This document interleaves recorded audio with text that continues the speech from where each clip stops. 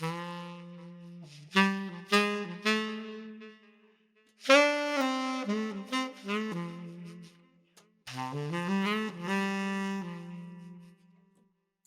is up, everybody? I am RenaMarq, your modern Renaissance content creator, your friendly neighborhood content creator, and welcome back to, of course, one of my favorite series on the channel, Per-Sception.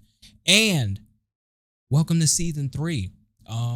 We did 20 episodes, and I'm excited, so excited to start off season 3 with an amazing streamer, an amazing content creator, one of the greatest of all times as far as Souls type games, as far as fundraisings and charities. She knocks it out the park every single time, and I am so happy to start off this season of Per-Sception with EllieJoyPanic. Hey, how you doing? Hey, I didn't sign up for you like immediately making me cry. Like How you doing? Good. Good. So I know I gave like a little bit of flowers, but in my small introduction, but how would you describe yourself and your channel and what you do? At a baseline, super chaotic. I am a full-time variety creator, so I do everything and anything basically. I have a huge focus on inclusivity and community spirit and making everyone feel welcome and valued in my spaces. And in general, I focus on video games when I create content, and I mostly focus on what I brand as hard and soft content. So it will be like challenge runs of things, but also like I'm just going to sit and play Dwarf Romantic for 6 hours and like chill with folks in pajamas and blankets and stuff. So yeah. And then, like you said, I have a huge focus on fundraising and charity events and mutual aid support as well. So true variety. That's awesome. I think like of course I know I came across you in Team Emporium. Shout out to Team Emporium. And there's a lot of people in Team Emporium, and everyone there is great, but something that I would say that brought me into your channel was it's in a weird way, it's like a open door policy, but like in the best way, not in like the fake Walmart way. Like, like like in the bit, like where it's like, nah, you can still get fired. No, it's like, in like the best way. And literally like how you said, you do have a focus on inclusivity, and that exudes out. Like it exudes out, and it made me feel welcomed. And you're definitely one of my favorites on this platform we call Twitch. And I really want to know, like, how did you want to kind of go that path? Because there's so many different types of streamers on Twitch and YouTube and elsewhere. And I want to know, like, what got you into making sure that, everybody that comes into your space does feel welcome, and how do you kind of curate that? I can almost exactly pinpoint it. Like I can almost exactly pinpoint the moment. Because I started fundraising on Twitch 3 years ago now, actually. And through my fundraising, my community started to grow, like my numbers started to grow. And I was finding that, as many people do when their numbers start to increase, whether it's like follower count, view count, whatever, you attract all sorts of different types of people, don't you? You will find that you just suddenly have a whole melting pot of folks in your community. And I essentially, nearly 2 years ago now, sort of sat down and was like, I don't like all these people. Like there was people who were towing the line with using like slurs and things, and there was people who were towing the line with being ableist, and people who were not so inclusive for like fundraisers and wouldn't show up for fundraising events because they didn't agree with like the causes that I was fundraising for and stuff. And there was people who would only show up for like one specific game. And I was like, this is not what I intended to create with my community. And it kind of happened by accident. It like crept up on me. And I decided to start being more strict with my rules. I started to explain to people that this is a zero tolerance space for any kind of harmful or discriminatory language.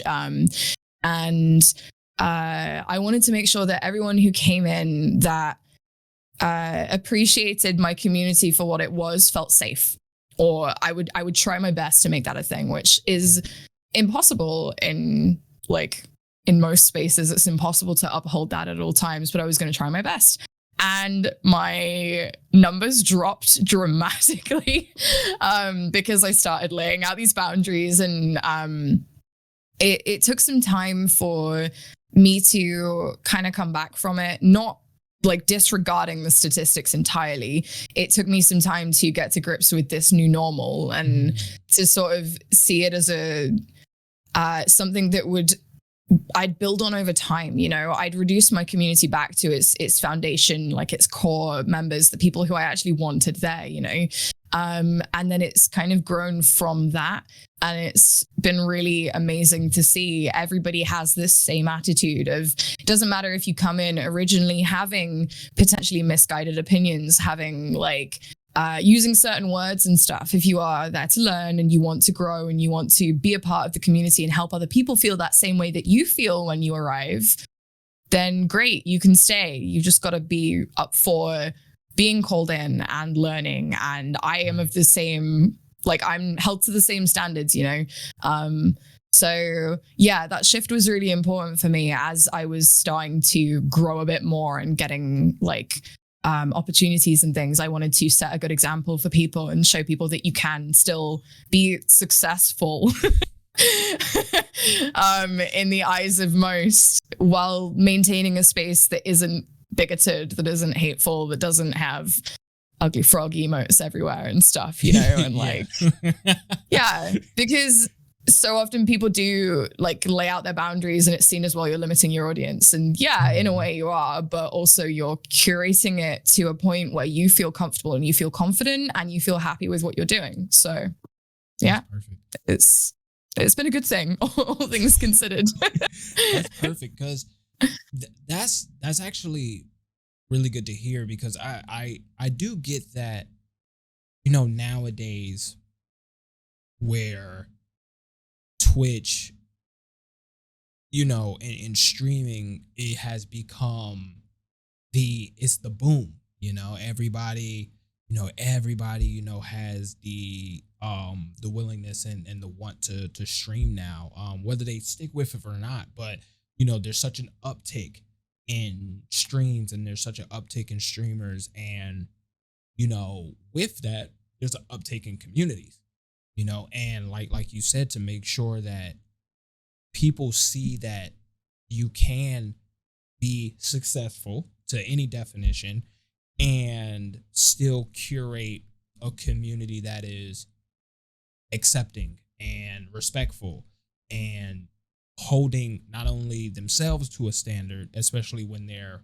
in your community and in your space, but also making sure you set your standard by the guidelines that you set and that you lead as well.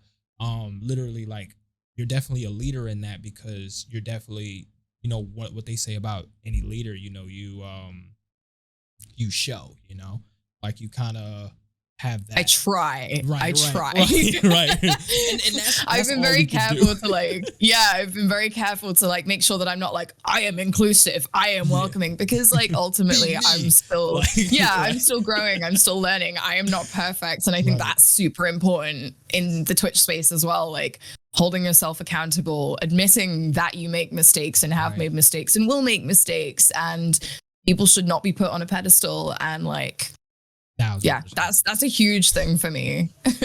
That's 1,000%. And do you feel that you know, with that type of curating and of that community, do you feel like I always wondered like when people decide to be more strict, because I also had issues with it too. Like when I decided to be more strict in my streams and stuff like that. Like, is there that moment of like, oh, maybe I seem mean? Do I seem like, like do I seem, like an asshole? Am I missing the point? Like how did you overcome that, especially in times of where you kind of started to make sure you kind of reset your community and like your guidelines a bit more strict. You did it in a time where like you said, you were not only seeing lots of numbers, but you did it in a time where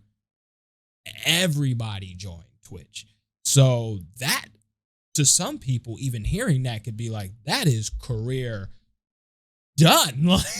But to see that you stuck through it, is there still like times now where you're like, maybe has that mindset changed from like when you were first making sure you stuck to those boundaries to now? There are days for sure. There's times where I see what other people are doing and the growth that other people have had and things.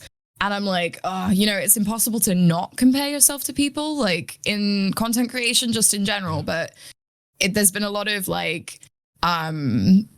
therapy techniques used to be perfectly honest, where it's like, no, I am valid in my journey. Like, I am not on the same path as anyone else. There are people who are comparing themselves to me, like having that kind of perspective has been so important because I look at people and I'm like, well, they've had like massive growth in the last like 3 months or whatever. Maybe I should do that. And maybe I should relax my rules a little bit. And then I see something happen and I'm like, I wouldn't be comfortable in that space, which means that there's this whole other group of people who wouldn't be comfortable in that space either. So I'm proud of what I'm doing, and taking pride in that, I think, helps a lot, because it means that generally I don't have any drama. I don't get caught up in the Twitch scandals, and like I don't like, it's just very chill. It's very, very chill.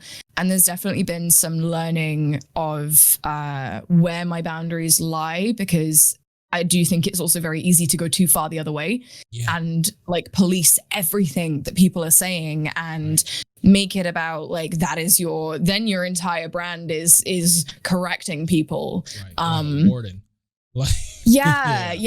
It's a strange one. And I actually, funnily enough, it was only about 3 months ago I started to relax things a little bit, because I'd realized that I was having my timers pop up in chat that were like every 7 or 8 minutes I'd get like, this is an ableist language resource, this is an LGBTQIA plus like terms resource, we are a kind and inclusive community, please follow the rules, here are the rules, and it was like bombarding people. And I was like, my chat doesn't need to see this all the time anymore. Like, we are at a point where things are going well. I am comfortable and I am confident in my content right now. And I'm confident that my community also understands where we're at. And to an extent, they help a lot. If somebody comes in with some questionable language and things, they help. And honestly, that's amazing. And so I realized that maybe I don't need to be so out there anymore. And I can still, like, I do still educate. I do still talk about things. I do still provide resources. We still have all the commands there if people want them, like it's there. It's just less in your face, because I don't have to like weed out the people that I don't want there anymore, if that makes sense. That makes sense. So yeah, it's that, like I say, that's been the last few months, because I realized that it was making me anxious trying to hold myself to a standard that was unattainable, basically.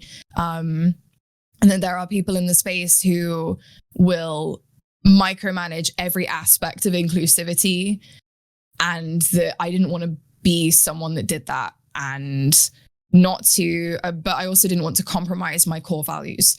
So yeah, I'm, like I say, constantly learning and growing and changing things up and working out what my level of comfort is and where I feel the happiest with my content creation. So yeah.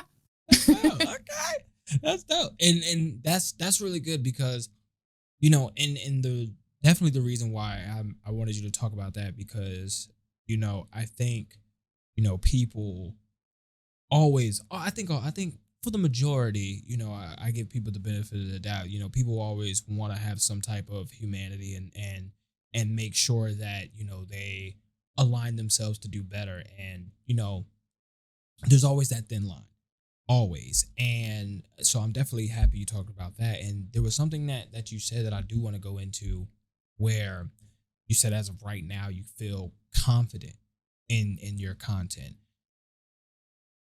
With content wise, like even without, like, I know we talked about curating the community, but content wise, the content that you do is really super fun. It's awesome. And what got you to the point where now you feel confident versus at times where you didn't before? How did that start to develop? It's when I started playing what I wanted and not what people wanted me to play, which is what it really boils down to. I was playing things to keep people there. I was playing things to draw in certain communities, and I would notice that if I stopped playing something, people would stop showing up. And it does still happen. There are certain games where people won't drop by, which is fine. But I'm now confident in my core community. Like, I'm confident enough in that I know that they will come back, and there's not that fear of being held up by my numbers, like I've let go of that completely. Obviously, numbers are a weird topic. People don't like being referred to as a statistic, which is perfectly fair. But the bottom line is it's important for creators to get opportunities. It's important for coverage. It's important for mental health and like self-esteem a lot of the time. So learning to let go of that and play whatever the hell I want to has been great. So that has honestly been fantastic. As soon as I let go, a large part of my community was revolving around the FromSoft community. Folks who like Bloodborne, folks who like Dark Souls, and they would show up for those games. So if I didn't play them, the numbers just were not there. And then it was tough because I felt like I had to fight through every stream to keep things moving and keep things entertaining because there wasn't the usual flow of people. So like that was happening around the same time as I was like, okay, I'm going to like condense things down. I want this to be a community that I'm proud of. I want this to be a space that I'm proud of. And then growing it from that has been incredible. And now I can literally start my stream and be like, I don't know what we're playing today. And everyone will still show up and they'll be like, that's fine. What do you want to play? And then we'll have a discussion about it. And then I'll be like, okay, I'm going to play this random game that you've all never heard of. And we just chill and laugh and have fun through it all. And sometimes it's bad and sometimes it's good, but ultimately it's about the community and not about the game. Right. So shifting that focus has been a fundamental part of me feeling confident in what I'm doing. So yeah, it's literally this last year, I feel like it's gone from like my community has gone from strength to strength, and that I'm immensely proud of. So that brings confidence, right? Right. That's awesome because and not only confidence, but to piggyback on that is something that I want to ask too. When you were in that transition of going from, from software type games and, now being able to play, whatever you want to play and not feeling so anxious to keep things entertaining and to make sure it's like, oh, okay, how can I make this fun and make this fun?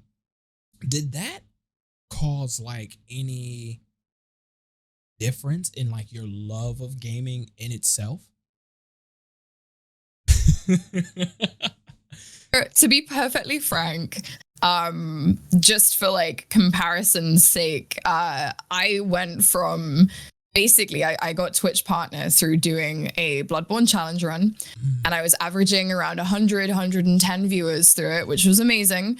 And then I decided I was going to make that shift after I finished my BL4, after I decided to curate my community a little bit more. And then I decided to play Nier Replicant, which is a JRPG completely different to a FromSoft game. and I went down to 15 viewers. And it was really, really tough. Really tough. There was a handful of people who, I mean, you know, anyone who streams knows that your number of viewers doesn't indicate the number of chatters. So it was really hard, and I struggled through that. And I was like, maybe I should go back. Maybe I should do this again. Maybe I should just like, you know, squeeze some FromSoft in to like bring the numbers back up. And then I stuck with it. And yeah, it was really tricky because it felt like I'd failed. And it felt like I was making a horrible mistake.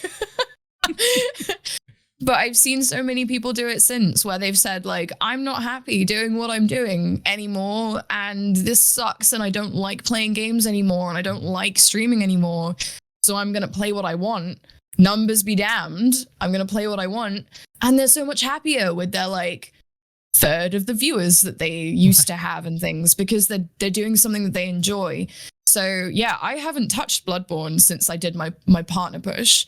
Like, it's one of my favorite games. I have a Bloodborne tattoo. There's Bloodborne plushes behind me. Like, I adore it. And I haven't touched it since then because it was so draining to keep doing it. And yeah, I loved doing the challenge run, but people were like, oh yeah, when's Deathless happening? When are you going back to FromSoft? And I was like, I'm not going to play FromSoft right now, because even though I love it, it's kind of tainted by this weird experience of me not being happy in what I'm doing. And it was only about this time last year that I went back to it all, and I started playing Sekiro again, and then I started playing Elden Ring, and it's been so much fun to play it for my own enjoyment, not for other people's. So I've kind of found that passion and that drive again. Because as much as I loved Nier Replicant, I don't think other people did. And then I was like, well, maybe I shouldn't play JRPGs on the stream. And then you have that whole like conflict of, well, do I not play JRPGs even though I enjoy them? And finding that balance is so hard. And yeah, I think having that reset point where I was like, I did multiple things in one go. I curated my community. I curated the games that I was playing, and I did it for me. I took it back to streaming for me, not for other people. And going from that helped me to find that passion again. So, because I originally started streaming on my birthday because the Spyro Reignited trilogy released on my birthday, and I took a day off work and I was like, I should stream this. I'd been streaming for about 2.5 years for work prior to that, and I'd never streamed for myself. And I just decided to give it a go, and people showed up, and then they were like, when are you doing this again?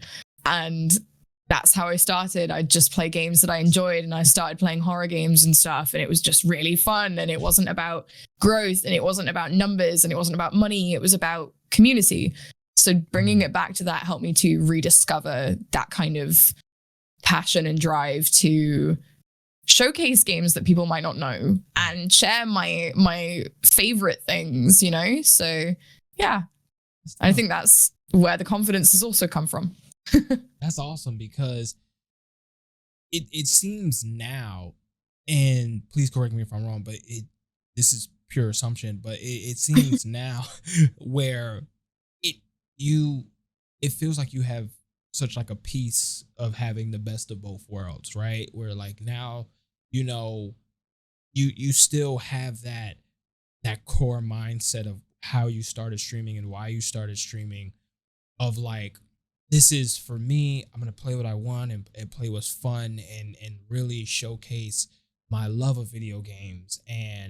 But I can still, because I've done some hard decisions for myself, it still ultimately helped out the business side. So you're still able to get those opportunities by still making sure, you know, you're doing it for fun, which I think a lot of people, you know, struggle with. I think that's one of the biggest struggles of streaming, and especially on this, because a lot of people feel like, you know, if I do this, I see numbers, but I don't enjoy it. But if I don't do this, then, you know, I enjoy it a lot more, and this, that, and the third. And I do think there's there's an important point that I do want to piggyback on with that, where, you know, from before streaming, what did your love of games like come from? Like how did that start to even be like, you know what, I do want to keep this going, and I do want to make sure that, you know, I can build myself to be, you know, the streamer that you want to be and still showcase a love of games? Like how does that, where did that love of games start in the first place? So when I was 3 years old, my dad got a PlayStation 1. And his friend got the PlayStation magazine with a demo disc for Spyro in it, and was like, this is a kid's game, you have kids, and gave it to my dad. And I played it and fell in love. And I would play this one singular, if you've played Spyro, the demo of Spyro, you'll know it's one level. Yeah. And then they released a second version of the demo that had 2 levels. So it was a very, very basic, like, I would just run through it over and over. So my parents then bought me Spyro at like 4 years old. And I would play it all the time. And then my cousin got a PlayStation and I would play Tomb Raider with him because I loved dinosaurs. And then my dad got me Croc, Legend of the Gobbos. And then my dad himself got Abe's Odyssey. And, you know, I just then started dipping into all of these video games. And then my best friend got an N64 and we'd play like Pokemon Stadium and Mario Kart and stuff. And, you know, so I was surrounded by games from a very early age. And I think I have 2 younger siblings. So I think having those, I would play the games and they would watch. So it became like this integral part of my childhood where we'd get up on a Saturday morning, we'd take our duvets downstairs into the living room and get under them on the sofa, and we'd play through Spyro, like the whole game in the morning. And yeah, it was just such a core part of my upbringing, basically. It's not like my parents like dumped me in front of the TV. I was just obsessed. I was absolutely obsessed. I once wrote a Spyro the Dragon musical when I was like 6 years old. So like, you know, that's cool. I was obsessed. And yeah, like I bought my first games console when I was 10. I bought myself a Nintendo DS. And then I got the Wii when that came out, and then I got my first modern console when I was like 19. I bought myself a PS3 like way too many years too late. The PS4 was like out at that point, you know, like and I was like, oh, I actually really enjoy all of this. And I hadn't really had the chance to catch up on like modern games. I'd been a Nintendo gamer for so many years. So I'd been playing like Zelda and Xenoblade Chronicles and like dipping into RPGs and playing Wii Sports with my siblings and stuff. And yeah, then I discovered The Last of Us, and I discovered the BioShock franchise. And, you know, I started to dip into like things like Assassin's Creed, and kind of it made me fall in love all over again, because it was discovering this whole world of things that I'd never even considered. I'd never played an 18 rated game until I was 18, you know, like until I got my PlayStation 3, I hadn't played an 18 rated game. So it was like this, it blew my mind. Suddenly there was this whole world that opened up to me. And it just became something that I would do after college. I do like in the daytimes, because I used to work in bars. I'd like play games in the day and then go to work at night. And like, yeah, it became a comfort for me and something to help with mental health and also entertainment. And like anyone who like knows me personally knows that I don't watch movies. I have like I'm one of those people that like I've never really seen many movies because it was all video games for me. So yeah, and then I decided I wanted to go into the games industry when I was like 19 years old, and I started writing on my own blog because no one would give me a job because I had no work experience. And I wanted to go into marketing. So I ran my own blog. I ended up having 4 writers on it on my website. I started running events in the game retail store where I worked, and liaising with like games companies to get prizes and sponsorships and things. And, you know, I was doing the thing, just not in an official capacity. Right. And then I got a community management job and worked in the industry for 7 years. And then decided to go full time as a streamer. So That's dope. it's just kind of, it's always been there. Like, it's been such a huge part of my life forever. So That's yeah. cool. That's cool. Okay, that's cool because, like, watching your streams, your love of games definitely shows. Like, it definitely is radiant. It's super present.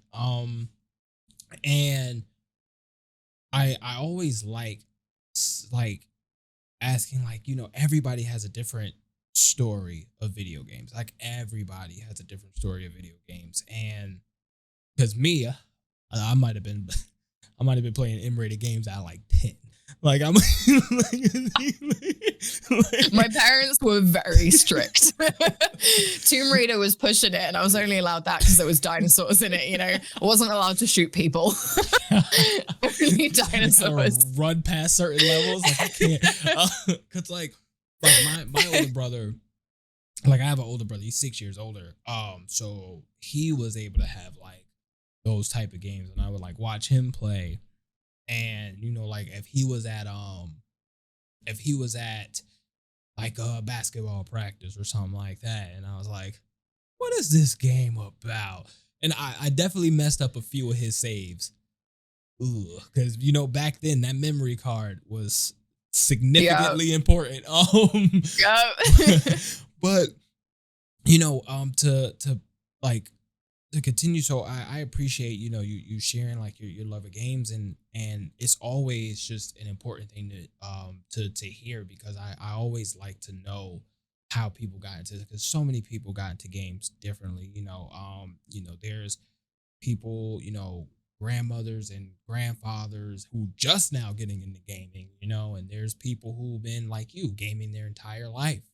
And I always like hearing like those stories, because it's always such a good tell story. And to piggyback off of that, you said you've been in the industry. How was that? Like, how was your career in gaming like versus your versus now? I know it's still a career in gaming, but it's definitely more of something where it's not like paper and deadline and this and that.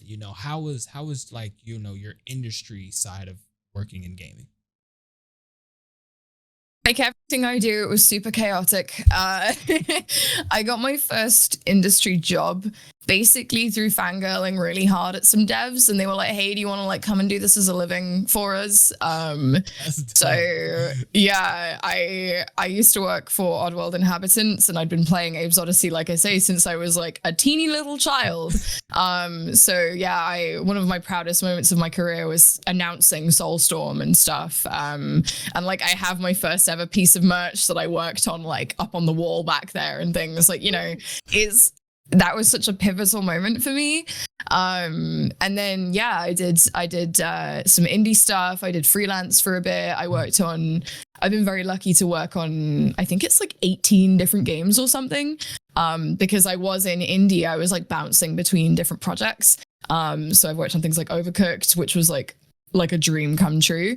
And yeah, then I moved to Canada and got a job on Assassin's Creed, and pivoted from more community and social media focused like work to doing more generalized marketing. And then I found my niche in making key art for games. So I worked on like the box art, and I worked on all the posters, and I worked on like all the merchandising stuff to create like the big thing that goes up at E3 and stuff like that. And then I found that I was doing more PR side things too. So like, it was all over the place. And I had some amazing opportunities to go and travel the world and work with so many different people. And like, it was phenomenal.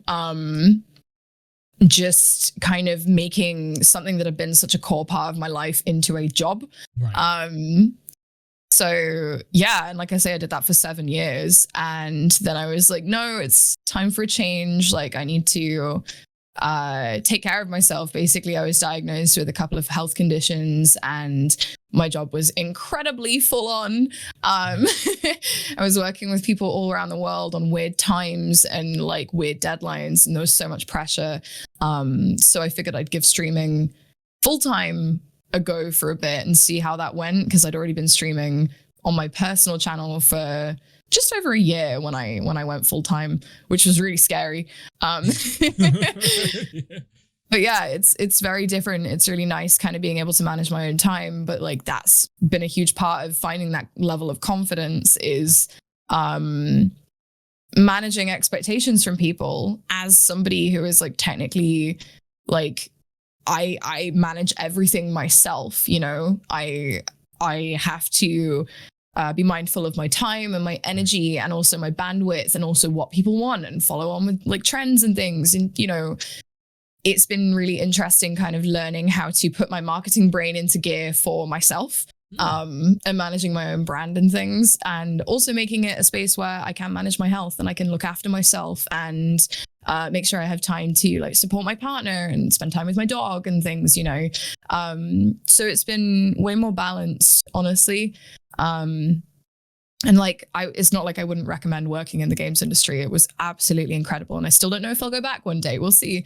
But for now, like, it's awesome being able to do what I want when I want, and having a whole group of people who are supportive of that and support me in that. And, you know, it's super cool. So bit of a contrast, but ultimately it's the same like bones of it. It's the same kind of cycles and everything. And I'm using the same muscles that I did in my marketing job to do my streams and do my events and things. So yeah, it's cool.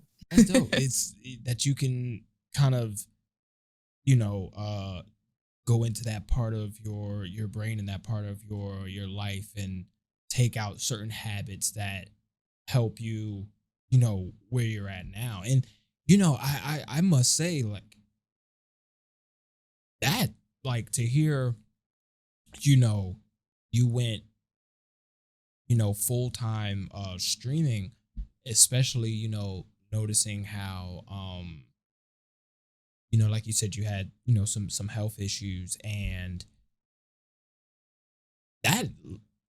that's incredible. That's an incredible story to me, because I would assume or think that going full-time streaming would be a lot more pressure for, you know. And so like the reason, like, so hearing you say like, wow, like leaving this certain area in this certain industry, you know, dealing with health issues and now being able to have a better balance and things kind of alleviated some of that pressure that's absolutely incredible. And I'm glad that it did that 100%, because I would have never guessed. Like, I know, like, I feel like, you know, becoming like a full-time streamer builds so much of a pressure. Like, it's so much weight, you know? Yeah. Because it's like, wow, like now some people feel like they can't stop once they become a full-time streamer. Yeah. And there is no balance. It's just pew, pew, pew. It's like I'm streaming all the time, 5 hours, 6 hours, like, you know, every day. Boom, boom, boom. So part of what I did with the reset, like part of it was like rebalancing and being like, it is not possible to stream 7 hours a day, 5 days a week. That's not possible. And now I have like an admin day, and I balance things, and I'm very strict, and I will end stream if I'm not feeling so great. I'll be like, no, I'm tired today. I'm only going to do 3 hours, you know? Yeah. And like you say, there is a huge amount of pressure when you're full time to always perform perfectly, you know? But I do recognize that I'm incredibly privileged to be in this position where I don't need to financially support myself. And that relieves a huge amount of that pressure on myself. I'm incredibly lucky and fortunate that my partner has a very stable job and he can take care of both of us. So I have been able to look after myself, and I have been able to experiment, and I have been able to find my ideal, you know? So yeah, I feel like it would be bad if I didn't say that has been the case. It's not just been me by myself struggling through it, you know, like my partner is super supportive and takes care of us. And it's meant that I can do this experimentation so that other people can learn from my mistakes. That's awesome, because and shout out to your partner, because that is awesome. Like, a lot of people, a lot of people fear, like, to ask, did that, to piggyback just off of that, and to get into your mental a bit, like, did that provide, like, how much of that, of your mental health did you have to kind of struggle or juggle with that, where it's like, you know, I know a lot of people, like, even for me, like with my partner, like, sometimes I'm like, whew, like, I don't want to, I want to make sure I'm able to do what I can, and how does that like work out when you're experimenting, and how is that, like, conversations and that in that mental. It took a lot of work and a lot of communication. um, it's one of those things that you never know how it's going to go until you're in it. Yeah. And you never know how situations are going to pan out until they come up. And the most important thing for us has just been communicating, honestly, and being very open with, like, well, I feel like I can't fend for myself. I feel like I have no independence, and then it's like finding a balance and Right. working out what works for you, and just being honest and open about it, and finding what works, because I'm in the weird position where I've moved countries twice for my partner's job. So I'm very used to like tearing everything up and moving on for someone else. So he has always said as well that he hopes that one day we'll be doing that for me. So, there is a nice balance there. But yeah, it's like the full-time streaming thing was very much like, hey, okay, we'll just give this a go. We're doing a refresh, we're resetting and we're starting out somewhere new. And like, he's got a new job. I'm going to try a new job, Cool. And yeah, it's as with everything with content creation, I think it's really important to acknowledge that mental health can be sucky at the Yeah. best of times. And like, I have been through extensive therapy, and I do not need to I don't need to hide that. I'm very open about that fact, because it's given me the tools to, like I say, to communicate better, to Right. be more open and be more introspective at the same time, and examine why I'm feeling the way I'm feeling and how to communicate that better so that we can reach a solution, and yeah, it's just been super important for me to be very much like, I am struggling right now because I feel like I don't have anything important to do,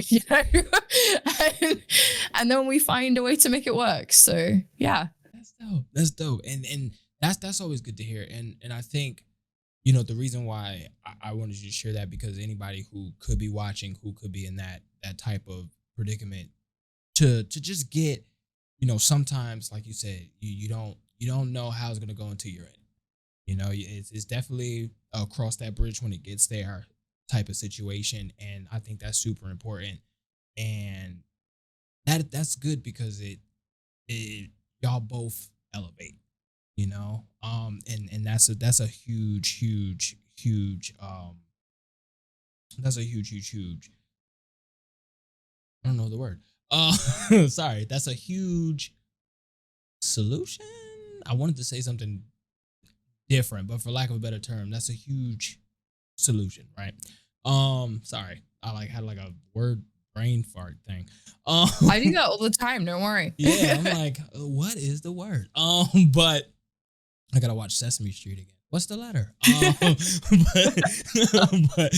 But so, and another thing that I wanted to piggyback off of is, you said you were doing like a lot of writing and a lot of freelance for, your industry when you were in the gaming industry.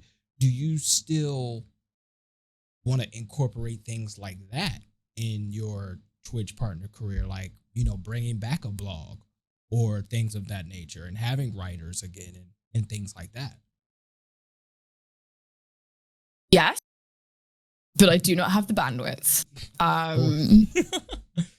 As with everything over the last couple of years, I've very much been working out what works for me. And I've tried, like, doing other stuff. I've tried uploading my VODs to YouTube. I've tried like doing Instagram stuff. I made a TikTok account that has like 100 followers and no posts, you know, like I tried to learn video editing and it was all too much. So I have focused my energy and my time on giving back to my team. Honestly, that's been my main focus this last year or so, is paring back a little bit on what I'm doing charity wise and helping other people to feel more comfortable in their own content and feel more confident in what they're doing and help them run charity fundraisers on their streams and things. So I founded my Twitch team, Cosmic Hearts. I founded them last September.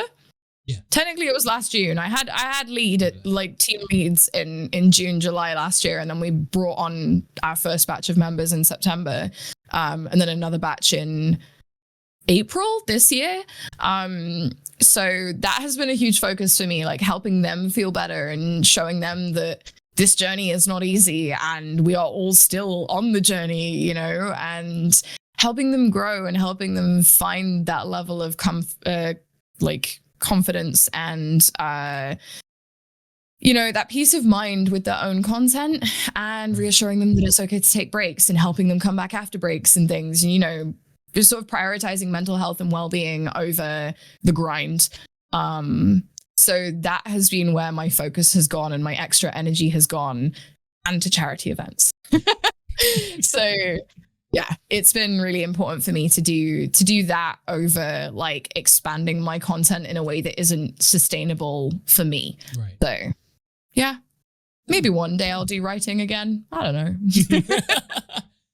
That's dope, because and I would love to hear more about, you know, your team and tell me more about Cosmic Hearts. And I think everybody who is watching may want to kind of learn about that as well. So I was finding, when I was doing charity events, I was finding that I was really struggling to find people that I trusted to join in for collaborations. And not even necessarily just for like a collaboration stream. I started expanding my events from being just me to like a handful of people to like a whole team of people. Right. So the biggest one I did was, I think like the one just gone, 2021 Pride in June. I had like 20 creators, I think it was, involved in an event that was a month long, and I had a bunch of like giveaways, and I managed this whole team of people, and we had collaborations, and we had people managing their own fundraising pages, and then other people joining in and hopping on other people's fundraising pages, and it was this huge thing. And I worked with some people that I hadn't worked with before, and I was like, I don't like this. I don't like the stress that comes with not knowing these people and not having worked with them before. And like, you know, I wanted to start a team after I got partnered. I wanted to start a team where it was a space that was focused on not only inclusivity and uplifting other people, but making sure that diverse and marginalized voices were uplifted at the forefront, and celebrating diversity, and off the back of that, also fundraising for causes that are not necessarily the ones that get all the attention. So like, for example, one of the team members is a homesteader, and she runs her own farm, and her main focus is on like food-based charities and sustainable eating and sustainable living. And then some people are focused on more predominantly trans rights charities because they are trans themselves, or they have like a trans family member, and that's where their kind of focus lies. And then there are people who are focused more on like AAPI charities because that's something that affects them. So it's important for me to not just be like, yeah, let's just like fundraise for St. Jude and the Trevor Project. It's about supporting the team members and highlighting things that mean a lot to them, and things that will increase awareness and make people, provide people with resources to help them understand different groups' struggles and things like that. And, you know, that is the focus. It's not about fame and fortune through raising hundreds of thousands of dollars. It's about making sure that people feel heard and seen and supported and uplifted, and that the team members can learn amongst themselves too. So yeah, one of our pillars for the team is sharing knowledge and being open to learning, because everybody has so much to teach and so much to give and so many experiences that they've had that other people might not have had. So everybody is open to sharing that, and it's amazing that there is that trust within the team, and we are actively working on sharing that outwards as well. So yeah, it's been definitely a learning curve managing a team of people, but it means that everybody has a group that they trust, that they can call on for their own events, and they can work with on a regular basis. And they've made amazing friends through the team and stuff too, and been exposed to all these different communities, because we try not to include people that are in teams with other people, or people who are like the best friends of other people, or people who are collabing with the same group of people all the time. We try and always bring on new members that none of us have met before. None of us know, people that maybe it's a retweet of a retweet of a retweet that reached them, right, but they have amazing things to offer and to share. And in that same way that I'm trying to focus on finding that balance and that peace and that confidence in myself, I'm also trying to help others do the same thing. So, yeah. That's cool. I think the question that sticks out with me, because that's a really like an amazing thing that you're doing, and something that I would love to know is how does, and it doesn't have to be just like with Cosmic Hearts, it could be you've been doing charity and fundraising for a long time. How do you pivot certain charities to do in corresponding to the ups and downs of the world per se? So like, if I can give an example, like, how, there was that bill, and I forget the name. Sorry, or was it a law? One of them. I'm not big on politics, so I don't remember what exactly, if it was like. Okay, I don't understand American politics either. Okay, perfect. So, like I also live here, and I do not understand American politics. So that's perfect. So because one of the things that in America, like how like abortion rights and like pro-choice. Mm-hmm. So like when you see rights of like pro-choice, or rights of trans people, or rights of like LGBTQ being kind of stripped or taken away, or like things are in, or bigger obstacles are now put in those groups, do you kind of like look for charities or go for charities in correspondence to help out, like when the world is going through like bigger obstacles or bigger issues in that regard too? The opposite. Because when, like, let's use the Roe versus Wade thing as an example. When that happened, it was called. Thank you. Yeah. When that happened, everybody was suddenly fundraising for abortion rights. Everybody. Mm-hmm. It was all consuming. Same with like the stuff with Ukraine, and when it's like Trans Day of Remembrance and things, it's like people focus on important days and important weeks and months and things. And when there is groups that are going through it, at the time, everyone's like, oh my goodness, let's fundraise for them so that we can help. Right. And while yes, that is amazing, that is absolutely fantastic. What about the other like 51 weeks of the year where that's not happening? There is no funding during that time because people aren't focused on it. So we actually do the opposite, and we say, hey, so this is a current issue. This is currently what people are going through. Do we want to schedule this in as a fundraiser in 6 months or something? Do we want to focus on a less known org that is maybe doing the same work, but in a different area or for different groups of people? Or potentially, I don't know, there's always like St. Jude is a big one in May every year. So I personally fundraise for Starlight, which is another huge charity still, but I do it during their September fundraising period, which is outside of every other fundraising period they do. They do one at Christmas, they do one usually around April time. And I do the September one. because that is when there's the least amount of support, right? Because people are going through shit every single day. You know, there is always struggles. There is always people being oppressed. There is always marginalized groups struggling. There is always issues. There is always new laws. There is always something. And if people only fundraise during the times when like it's prominent, when it's in the news, right? Like, where is the support the rest of the time? And I'd be a hypocrite if I was saying that I was trying to do my best, you know, trying to support different groups and always uplift people and always like try to support marginalized people as best as I can. I'd be a hypocrite if I only did it when it was cool to do so.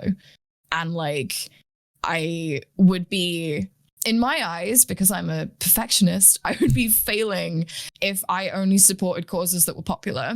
Right. And if I only did the thing that was going to get me the most views as a content creator because it was important right now, you know, like you'll always see it happen. And that's absolutely no shade on people that do it. Because it is important to provide support when it's needed. But yeah, like I will fundraise for charities that support the trans community on any day. Absolutely any day, because they always need support. Like I will always try to fundraise for causes that support multiple marginalized groups and more intersectional groups as well, because they don't often receive the same amount of support that the bigger charities do. So yeah, that's why it kind of going back to the team being so kind of, there is always areas to improve on diversity, right? But we do have a fairly diverse team in terms of life experiences and backgrounds. And learning from them about the different issues that different people face has been eye-opening. And we try to make sure that we're focusing on everything, not just the big hitters, you know? Perfect example is last November, we fundraised for Extra Life as a team. And we found out partway through the campaign that Extra Life is a charity that funds children's hospitals. It funds the treatments, it funds the research programs. It goes to the hospitals. And we found out that they the donations also go towards autism centers, which have essentially conversion therapy for autistic kids. Which is not good. Right. And it's really difficult to know where the funds are going and if they will be assigned to those groups and what their treatment programs are, because there's only so much information you can find online. And as a team, we talked about it at length. It took us about 5 or 6 days to come to a decision because we wanted to make sure everyone was heard and everything. Right. We decided to end the fundraiser, explain to people how they could get refunds if they wanted to on donations.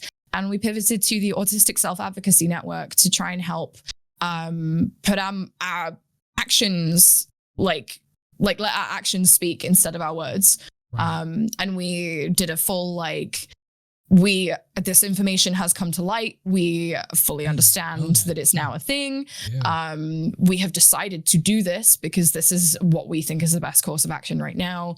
And we made a real effort to research the charities that we wanted to fundraise for, so that we made sure we weren't just going for the big ones, and we found one that spoke to what the team wanted to fundraise for.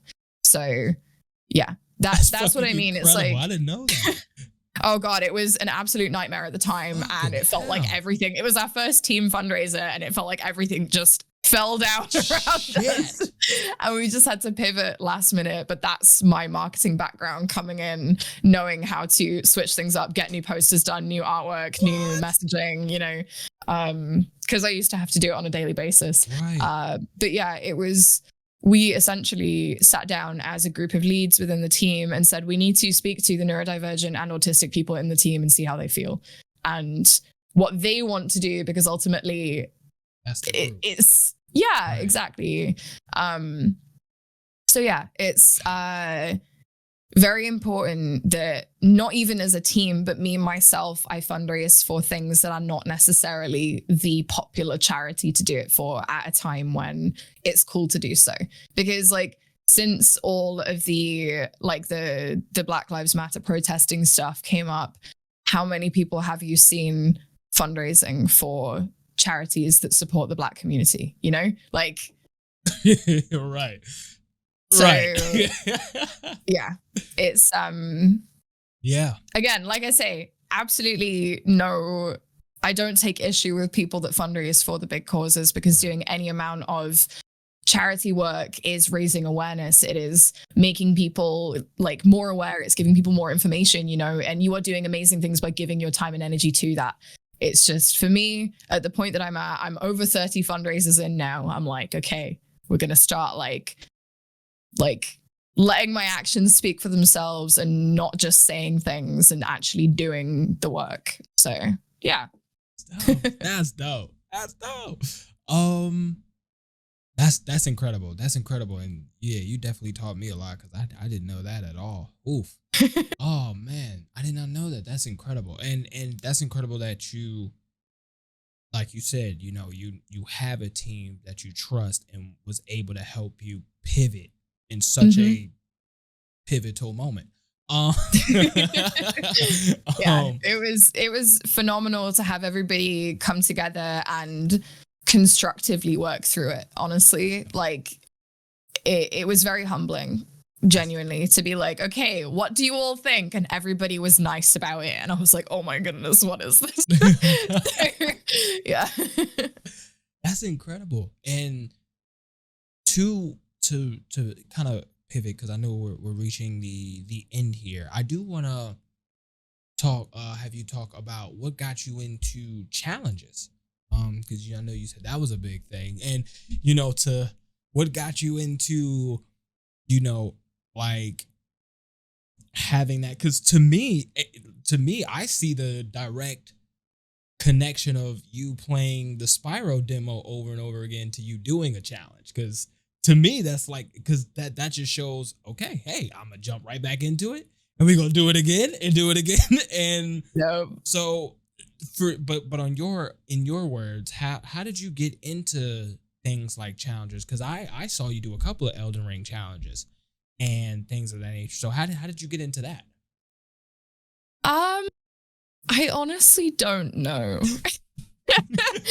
The first time I remember doing anything of any level of, oh, I'm gonna whack the difficulty up on this, was, I remember playing through Tomb Raider on stream, like the reboot, the 2013 one, and being like, I found this really easy the last few times I played. I'm gonna put it up to like the hardest difficulty, just because I didn't want it to be like a walk in the park. You know, I wanted to enjoy having my ass handed to me a little bit. And then I decided to win. And then I gunned for the Last of Us Platinum, and instead of being a normal person and doing the Last of Us Platinum, there's a trophy that you need for that plat, where you have to play through the game on Survivor difficulty, which is limited ammo, limited crafting items, limited health. Like, enemies are super strong, you know, like it's got all sorts of stuff going on with it. And you have to do Survivor and Survivor Plus, which is the new Game Plus version. And then there's a separate thing that's like on top of that, which is grounded difficulty, where they remove your listen mode and your HUD and everything is gone and there's no health indicator. And, you know, and I was like, do you know what? I'm going to do it on grounded. Because you get all the difficulty trophies below that when you complete it on that difficulty. So I did a couple of like test runs. I ran through on normal and then easy to get all the upgrades for all the other trophies. And I was like, right, let's go. Let's do grounded difficulty. And I banged my head against certain parts of that game for hours. And I now know exactly how to navigate that entire game with like minimal interaction, maximum like collection, you know, minimal risk. I know all the enemy AI patterns. I know how to manipulate the different like situations and stuff. That's because cool. I spent hours doing it. And then I was like, hey, what if I did like a FromSoft challenge, right? And now I'm like doing things like trying to fight bosses in Elden Ring without using summons. And I'm like challenging myself to like try and do things hitless and stuff. And I'm doing a Bloodborne Deathless run in the new year and stuff. And it's just, it's become something where I'm like, I found that this is fun for me. I like the pain of it being really hard. And I'm basically, I made my community laugh the other day because I booted up stream and I was like, folks, I'm having a down day. Like I said earlier, I'm very open about this kind of stuff. I was like, I'm struggling. I'm having a bad health day. I'm like feeling pretty down in the dumps. I just want to play something like chill, something easy, something that I don't really have to think about. So let's just do a Sekiro randomizer today. And like, wait a minute. and I have like 200 hours in this game to the point where it's become like a comfort thing. I know how all the enemies work. I know how to navigate all the different like routes through the game. I know where all my upgrades are. And it's just like, hey, I like the surprise of a randomizer. But it's not super challenging for me. The most challenging thing is if I get an awful shitty combo and I have to work out how I'm gonna manage the enemies in the combo. So yeah, but it's that's now my chill thing, is doing Sekiro randomizers, because I'm just a massive masochist apparently. So so yeah, I don't really know, if I'm being perfectly honest. It's just something I do for fun now. So yeah. I have rage quitted Sekiro so many times. That Oh man. that old lady. Lady Butterfly, she is a sticking point for me still, regardless of where she comes up in the run. She is a problem. I feel you there. I can do the gorilla, like the big gorilla thing with the parasite. Yeah, but could you do 4 phases of it if you get the double monkeys back to back as a 2-phase boss? Could you do that? I would cry, and I would sell my console, and I'm out. I had one the other day where I got to the first bosses, both of my first blockers, and they were both awful. And I was like, I'm resetting the run. Yeah. I have no shame. I'm going to reset the run. I don't want to do this. The only game I perfect that I'm a big horror gamer. That's my thing. And like there's definitely games like I played on like the hardest difficulty, like Resident Evil Village, which God, I can't even imagine. I struggled on easy. that scene with all the wolves and you have to survive. Once you get past that, even on the hardest difficulty, cakewalk. Once you get past but that right there is a moment. But one of the something that I do on stream that I challenge myself on all the time is I try to do a perfect, like everything perfect, every perfect decision on like games like Until Dawn. Those like I don't mess up for nothing. Like that's my. And then you do one thing, and Jessica dies right at the end, and you're like, I'm like, no. Why? And I try to do it like straight through first run. Perfect, yeah, and you panic ending. In the moment, and you're like, which is the good option?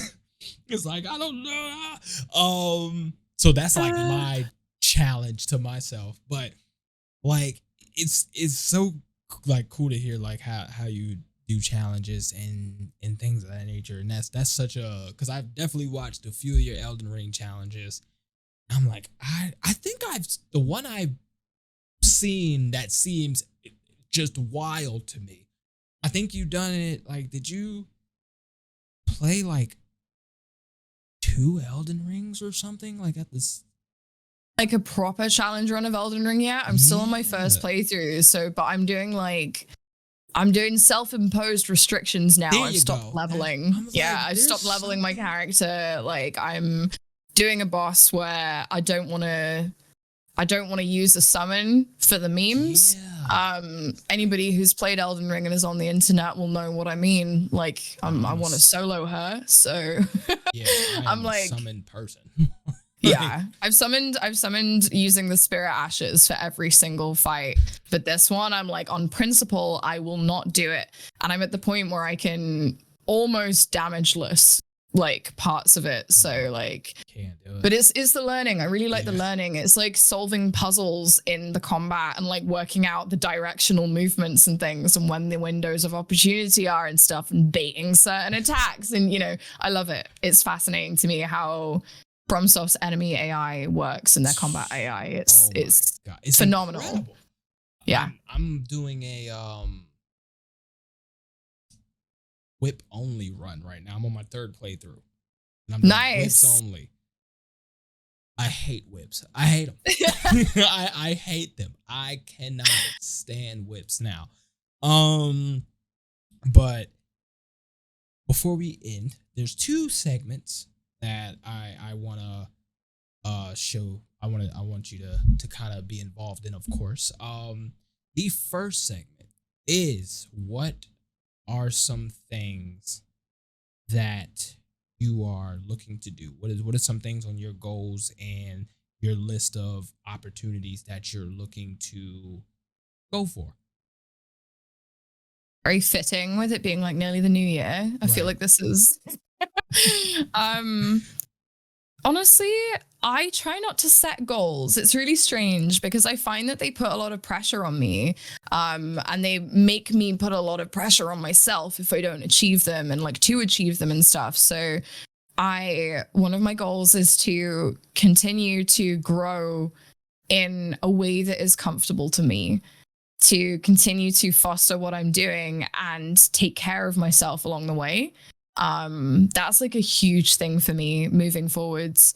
And also I want to do more hosting. I think that's something that I've had on my radar for a little bit. I used to do a lot of panels and stuff and host like live streams, like talks and things, and like I've presented at various different conventions and things. I want to start doing that kind of thing again, digital or in person where it's safe, you know. But like, yeah, that's something that is, I miss it, but I kind of get that little bit of a fix from like streaming. So, you know. That's dope. Okay, that's dope. That's actually my biggest goal next year as well. Is to host. I like this is kind of like doing these perceptions is kind of like my real, as you can say. But like it's like my practice, you know. It's like, you know, I really want to kind of get more into like interviewing and hosting and moderating panels, and I think that's where like I want to take my content creating career and like my streaming career. So you'll crush it. All right, and lastly, before I get you up out of here,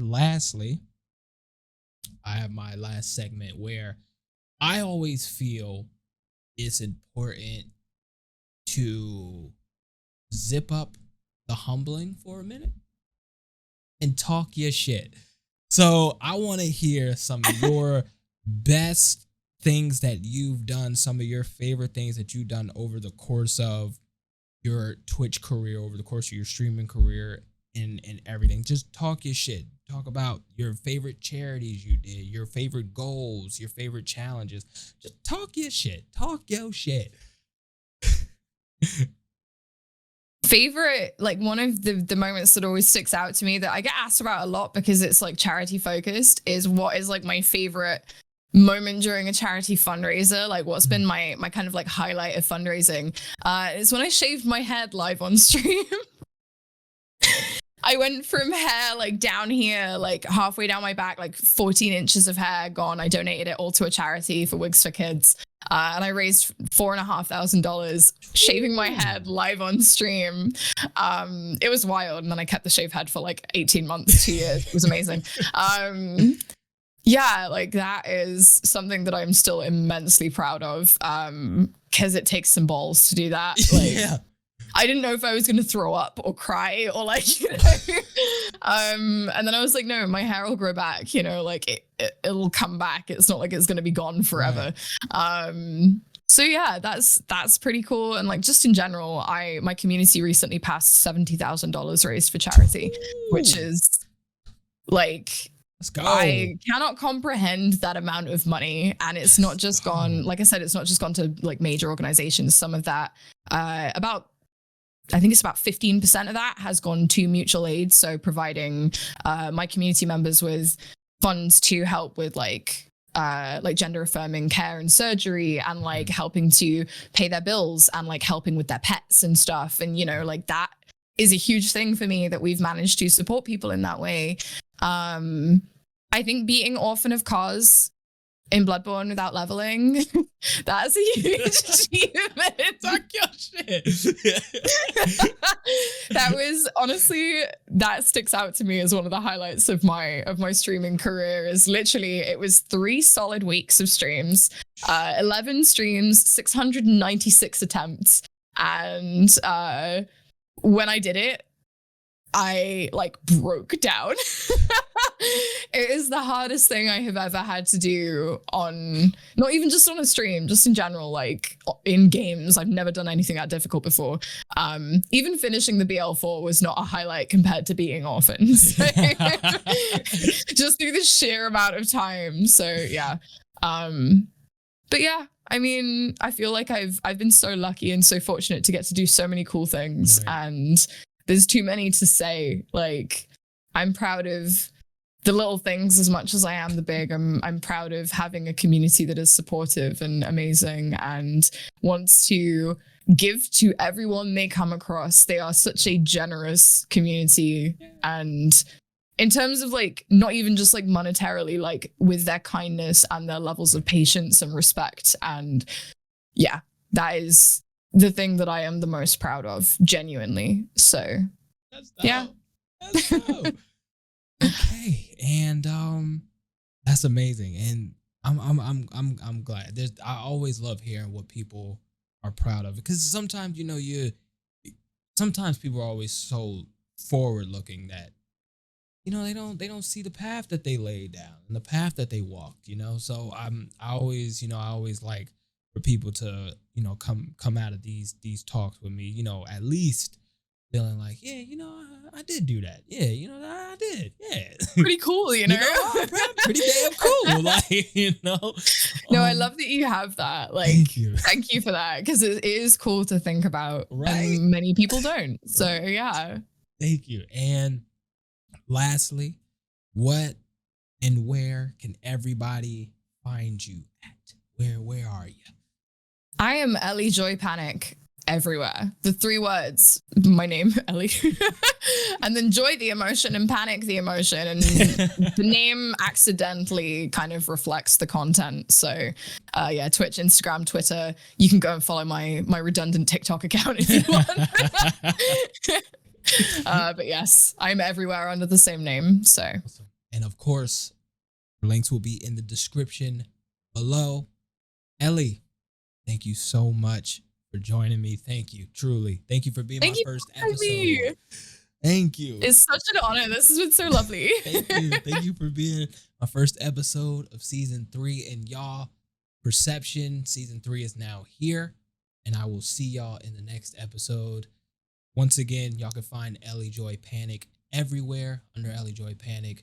Follow her Twitch streams. She's amazing. And I love y'all. I am RenaMarq, your modern Renaissance content creator, friendly neighborhood content creator. Peace. Bye, y'all.